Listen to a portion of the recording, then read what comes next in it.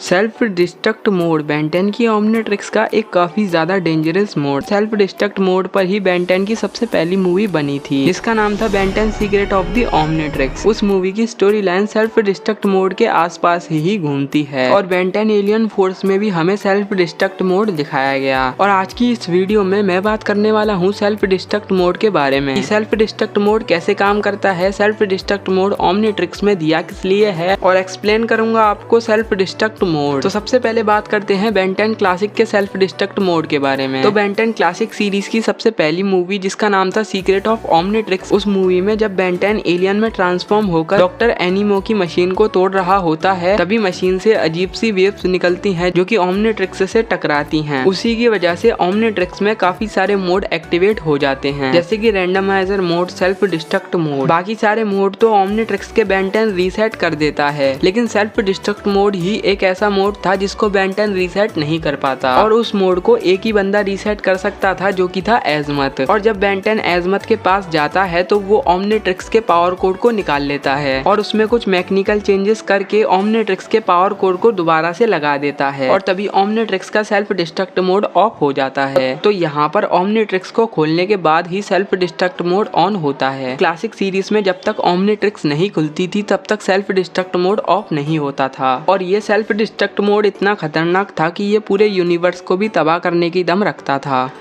तो अब आ जाते हैं बेन 10 एलियन फोर्स के सेल्फ डिस्ट्रक्ट मोड पे। तो बेन 10 एलियन फोर्स की ओमनिट्रिक्स में सेल्फ डिस्ट्रक्ट मोड जब ऑन होता था, जब बेन 10 अपनी वॉइस की मदद से ओमनिट्रिक्स को अनलॉक करता था और उसमें कोड डालता था, तब उसके बाद सेल्फ डिस्ट्रक्ट मोड ओपन हो जाता था। और अगर बेन 10 ये चाहता था कि वो टाइम पे सेल्फ डिस्ट्रक्ट हो तो बेन 10 टाइम भी लगा सकता था। हमें तो बताया गया था कि अगर सेल्फ डिस्ट्रक्ट मोड ऑन होगा तो पूरा का पूरा यूनिवर्स भी तबाह हो सकता है। तो यहाँ पर पूरा यूनिवर्स तबाह क्यों नहीं हुआ? अगर बेन 10 काफी टाइम तक ओमनिट्रिक्स को रिचार्ज करेगा और ओमनिट्रिक्स पावर कलेक्ट करेगा, तब जाके सेल्फ डिस्ट्रक्ट मोड का इम्पैक्ट इतना पावरफुल होगा कि वो पूरे यूनिवर्स को तबाह कर दे। यानी कि अगर सेल्फ डिस्ट्रक्ट मोड अपने आप से फटता है, यानी कि सेल्फ डिस्ट्रक्ट मोड का टाइम सीमित नहीं होता और सेल्फ डिस्ट्रक्ट मोड अपने टाइम से फटता है, तो ये पूरे यूनिवर्स को तबाह कर सकता है। लेकिन यहाँ पर सेल्फ डिस्ट्रक्ट मोड हमें उतना पावरफुल इसीलिए नहीं दिख पाया क्योंकि यहाँ पर जो ओमनिट्रिक्स की पावर थी वो बायोट्स में डिवाइड हो गई थी, यानी कि कई सारे बायोट्स में डिवाइड हो गई थी। अब इसका मतलब ये नहीं है कि सेल्फ डिस्ट्रक्ट मोड इतना कमजोर था जो हमें इस सीन में दिखाया गया। जो इस सीन में हमें सेल्फ डिस्ट्रक्ट मोड दिखाया गया उसके कमजोर होने के और भी रीजन थे। यहाँ पर सबसे बड़ा रीजन था विलगैक्स। अगर यहाँ पर कोई बेन 10 का एलियन होता, जैसे कि ह्यूमंगसॉर, फोर आर्म्स, वे बिग, ये सारे एलियन होते तो उन पर सेल्फ डिस्ट्रक्ट मोड का इम्पैक्ट काफी ज्यादा होता। लेकिन यहाँ पर विलगैक्स काफी ज्यादा ड्यूरेबल था। उसको एक बार स्पेस में भी फेंक दिया गया था तब भी वो सर्वाइव कर गया था, और वो कई बार सरवाइव कर चुका है। एक पूरे ब्लास्ट में भी वो सरवाइव कर चुका है जहां पर वो मरने की कगार पे आ गया था। इसीलिए विलगैक्स काफी हद तक काफी ज्यादा ड्यूरेबल है। इसीलिए सेल्फ डिस्ट्रक्ट मोड को विलगैक्स अपने ऊपर झेल गया, वरना यहाँ पर कोई और होता तो वो तो मर ही जाता।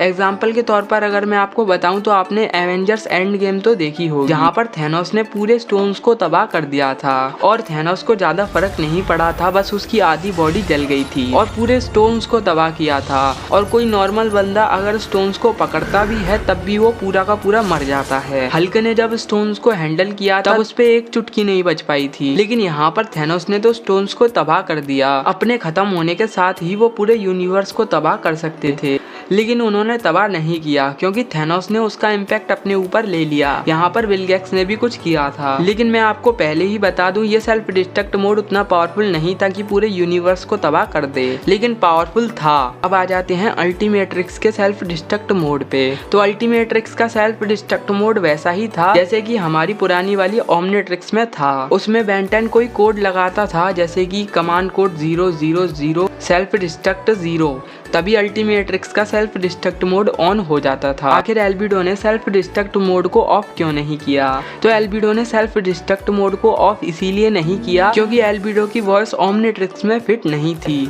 अब मैं मानता हूँ एल्बिडो और बेन की वॉइस काफी हद तक सेम है, लेकिन एक जैसी नहीं है। इस पूरी दुनिया में हमारे डुप्लीकेट तो होंगे, लेकिन उनके फिंगरप्रिंट बिल्कुल भी हमारे जैसे नहीं होंगे। वैसे ही कुछ एल्बिडो और बेन की वॉइस के साथ है। और एल्बिडो और बेन की क्या पूरी दुनिया में हर किसी की वॉइस के साथ यही है, हर किसी की वॉइस एक दूसरे से काफी ज्यादा डिफरेंट होती है। और सेल्फ डिस्ट्रक्ट मोड ओमनीट्रिक्स में इसीलिए डाला गया कि अगर ओमनीट्रिक्स गलती से किसी गलत हाथों में पड़ जाए तो एजमत ओमनीट्रिक्स के सेल्फ डिस्ट्रक्ट मोड को ऑन करके ओमनीट्रिक्स को फाड़ सकें, यानी कि ओमनीट्रिक्स को तबाह कर सकें। और एजमत और बैन की वॉइस ही ओमनीट्रिक्स पहचानती है।